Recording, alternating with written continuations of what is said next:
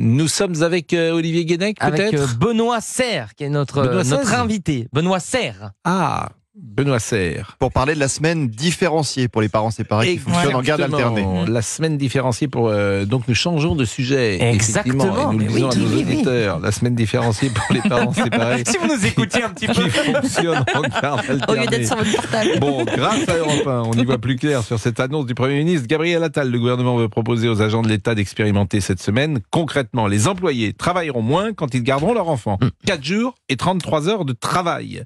Et la durée s'allongera quand ils seront sans enfants. 5 jours et 37 heures de travail. Ça, je trouve que c'est intelligent. Oui. Ah, vous aimez bien ? Je trouve que c'est intelligent. Et qu'en pensez-vous ? Bonne ou mauvaise idée ? Alors après, je ne sais pas si ça peut se mettre en place.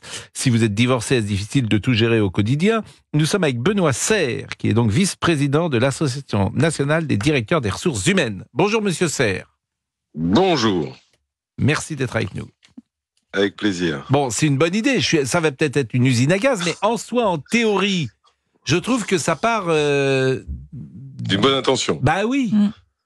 Qu'en pensez-vous ? En fait, ce qui est une bonne idée, je vais vous dire, ce qui est une bonne idée, c'est de constater que même le Premier ministre reconnaît que les modèles d'organisation du travail qu'on connaît jusqu'à aujourd'hui doivent évoluer. Ils doivent s'organiser pour essayer de prendre en compte, autant que faire se peut, les contraintes des gens. Alors, il a pris l'exemple des parents d'enfants divorcés qui sont en garde alternée, mais j'ai cru comprendre que depuis, il avait expliqué que ça ne s'adressait pas uniquement à cette population-là, parce que moi, DRH, je me dis, mais comment je vais faire pour expliquer que ceux qui sont divorcés avec garde alternée travaillent 33 heures une semaine quand ils ont leurs enfants, 37 heures la semaine suivante, et puis pas les autres.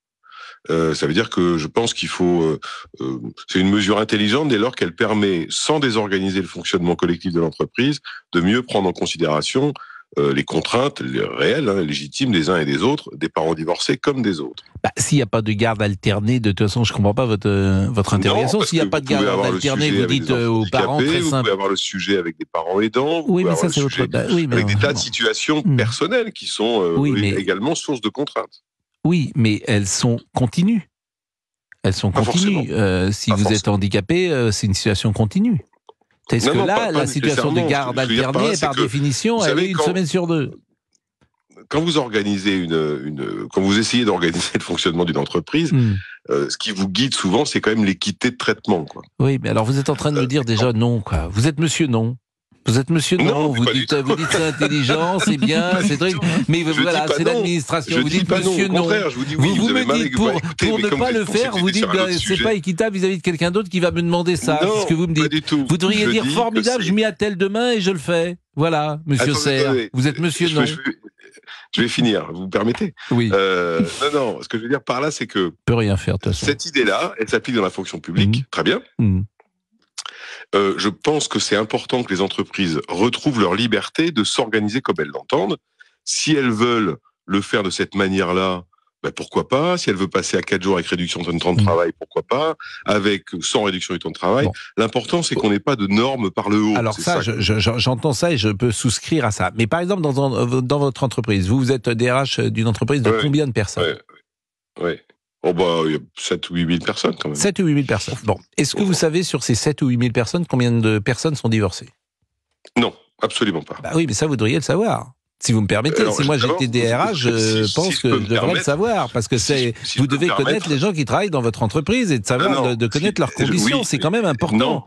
Non, parce que j'ai pas le droit d'avoir ce type d'information. Pourquoi vous n'avez pas le droit ? Et parce que c'est ce qu'on appelle la RGPD et les autres règlements. Vous n'avez pas le droit de savoir mais c'est quand même important que le patron connaisse la vie... sa situation maritale, il a parfaitement le droit de ne pas le dire. Évidemment, mes services sont au courant parce que ce sont des éléments qui rentrent dans les systèmes évidemment, de paye, c'est la moindre des choses. Si vous dirigez des gens, il faut connaître leur vie. Un peu. Alors, il ne s'agit pas de tout connaître leur vie, bien évidemment, mais de savoir que, par exemple, telle personne est divorcée, après... ça permet de moduler peut-être son emploi du temps et s'il y a des demandes particulières, il me semble. Oui. Mais ça c'est autre chose. Non, c'est pas autre chose, c'est la même chose. C'est-à-dire que les gens viennent me voir, ou moi ou mes collaborateurs, et me disent on va perdre Monsieur j'ai une situation comme beaucoup d'invités. Je dis on va perdre Monsieur Serre parce que les gens ils viennent ici, ils ont rien demandé, ils sont engueulés. Non mais en fait la question que je voulais vous poser, elle est simple. C'est si vous, quelqu'un vient taper dans votre bureau, quoi, vient taper à la porte de votre bureau et vous dit voilà moi je suis divorcé, je suis en garde alternée. Ce qui m'arrangerait, c'est de bosser 33 heures quand j'ai mon enfant ou mes enfants et de bosser plus quand je ne les ai pas. Qu'est-ce que vous dites ? Alors, c'est une très bonne question. Oui. D'abord, j'ai déjà été confronté à ça. Là, je le traite de points individuels. Je m'assure que c'est compatible avec le métier qu'elle exerce. Je vois avec son manager si ça ne va pas désorganiser l'équipe, parce que moi j'ai un sujet collectif quand même. Hein. Et quand c'est possible, on le rend possible. Voilà, il faut faire aider parce que c'est toujours pareil. C'est pas celle-là. Oui, mais vous le faites dans votre entreprise ? Bien, ça arrive, bien sûr que ça arrive. Vous l'avez fait, par exemple. Pour des raisons personnelles qui sont tout à fait entendables. Qui souhaitent pouvoir moduler leurs horaires. Et vous l'avez fait. On le fait. Bien sûr, évidemment. C'est bien, bravo. Évidemment. C'est intelligent. Par contre, ce que propose Attal, c'est un peu différent. C'est une organisation collective qui le prévoit comme un droit, si vous voulez. Oui. Parce qu'il vous connaît, Attal. Il sait bien que si c'est pas un droit, et vous allez faire ça quand vous voudrez. Donc, non, pas quand je veux, mais il faut que ce soit compatible avec le fonctionnement de l'entreprise. C'est pour ça que j'entends bien. Laissons les entreprises avoir la possibilité de s'organiser de cette manière-là, si c'est compatible avec leur organisation, avec leur métier, avec leur activité. Parce que sinon, vous créez une espèce d'entreprise à plusieurs vitesses, entre ceux qui télétravaillent, ceux qui sont 4 jours, ceux qui sont 33 heures, ceux qui sont 37. Et au moment où vous n'arrivez plus quoi. 8000 personnes dans votre entreprise, vous êtes combien à la DRH ? Je sais plus, on doit être 150, un truc comme ça. Ah oui. Il y a 150 personnes. On a du travail, cher ami. Ah oui, donc vous êtes DRH, vous voyez personne, quoi. Mais si, bien sûr que si. Vous voyez quand même le salarié. J'ai toujours pensé que la fonction RH, c'est une fonction où on n'est pas dans Big Boss. On se promène. Non, mais est-ce que vous êtes au contact quand même ? Est-ce que vous n'êtes pas déconnecté de la réalité ? Mais bien sûr. Bon. Mais ça, c'est des vues de l'esprit, ça. Ouais. Ça, c'est des vues de l'esprit. Bon, c'est vrai que nous journalistes, pour tout vous dire, c'est un des rares métiers peut-être. La DRH, pour nous, existe assez peu. J'ai souvent remarqué que nos patrons sont en direct avec nous, nos patrons éditoriaux. C'était vrai à TF1, c'était vrai à RTL. Et même nos patrons n'aimaient pas trop que la DRH s'en mêle. Moi, j'ai eu Jean-Claude Dacier longtemps à TF1, j'ai eu Xavier Couture, tous ces patrons-là, etc. Et on avait un lien direct avec le patron et le DRH était assez absent, j'ai envie de dire. Ça dépend des organisations d'entreprise, ça. Mais effectivement, mais dans le métier de journaliste, je ne peux parler que dans le métier de journaliste. Peut-être qu'il faut que ce soit le DG. Non, attendez, quand j'avais 25 ans, c'était la même chose. C'est ce que je veux vous dire. C'était que chaque patron dans nos métiers était un peu libre de ses choix et la DRH n'intervenait pas forcément. La DRH est un intermédiaire. Dans les recrutements, par exemple. Dans les recrutements, par exemple. Mais c'est vrai que la DRH, c'est un intermédiaire qui n'existait pas il y a 40 ans. Il n'y avait pas de DRH. Hein. On disait quoi, directeur du personnel. Bon, aujourd'hui, bon, ça dépend des types d'organisations, mais c'est vrai que il y a pas mal d'éléments qui sont pris directement avec RH, notamment dans les transformations d'organisation. C'est des luttes de pouvoir aussi. C'est des luttes de pouvoir. C'est-à-dire que les choix du DRH, parfois, les recrutements du DRH, ceux qui te proposent dans ton service, bon, ça peut être sujet à caution. Ça, c'est sûr. Pourquoi vous me regardez ? C'est pour ça que c'est un métier difficile. Pourquoi vous me regardez là ? Je vous regarde pas. Bon, Monsieur Serre, en tout cas, et c'est un métier souvent féminin, j'ai remarqué, DRH. Il y a beaucoup. Oui, à 70%, vous voyez, donc je suis un cas un peu particulier, moi, du coup. Bon, écoutez, vous êtes vice-président, en tout cas, de l'Association nationale des directeurs des ressources humaines, et c'est toujours intéressant d'échanger avec vous, et sur cette semaine, bon, si on voulait conclure, je suis pas sûr que vous soyez forcément très favorable au plan à table que ça vienne du haut. Je dis que quand on fait 2 jours de télétravail, plus des semaines de 4 jours, il y a un moment, il faut que les gens se voient quand même. Voilà. Écoutez, merci. Merci. Vous savez que nous, on joue au ping-pong avec le DRH de Europe 1. Vous saviez ça ? On est très proches. Écoutez, je viendrai jouer au ping-pong avec lui. Oui, non, mais vous voyez, je donne des bonnes idées parfois. Mais non, mais c'est pas lui qui vous augmente. Hein. Ah bon ? Non. C'est qui ? C'est vous ? Le DRH non plus. Ah, c'est qui ? Dites-moi. À qui je dois m'adresser ? Déjà, vous êtes très haut, donc vous avez déjà pris tout l'argent de la caisse. Donc la caisse qu'a volé Fabrice. Oui, bien sûr. Fabrice, arrêtez. Alors hier, on n'a même pas passé ça, la chanson, c'est lundi. C'est vrai, mais si on la passe mardi, est-ce que ça a du sens? Allez-y, quand même. Comment ça, non?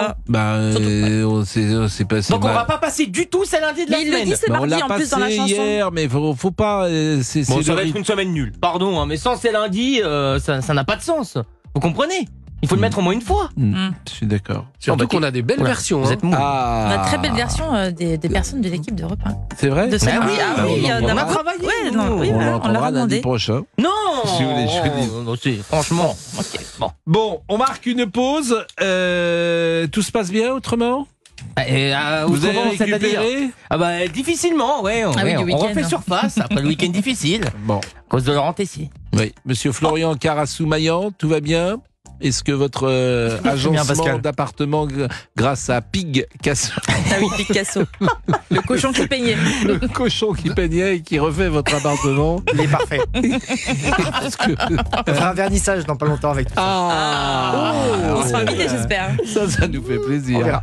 Je peux pas dire qui arrange un petit peu son mobilier chez lui, je peux pas te dire. Si. Allez, il y a la pub à lancer, je crois. Non. Ah bon? Je peux pas te dire. J'ai envie de le dire. On donne un indice. C'est quelqu'un qui fait la météo chez Europe 1. Je donne un indice. Je donne un indice que je chante en allemand. Vor der Kaserne, vor den großen Tor, stand eine Laterne und steht sie nur davor. C'est une chanson, c'est la chanson Lily Marlène. Lily Marlène. Lily Marlène. C'est des fausses informations, tout ça. Donc vous avez compris. C'était chanté par Anna Chigula dans un remake d'un premier film, puisque la vraie était... Je sais pas, dites-moi. Marlène Dietrich. Oui, Beaucoup de Marlène, dis donc. Oui. Bon, allez. Quelle inculture. 11h46. Belle fin de matinée avec Pascal Pro de 11h à 13h sur Europe 1 et vous à ce numéro. Appelez Pascal Pro au 01 80 20 39 21.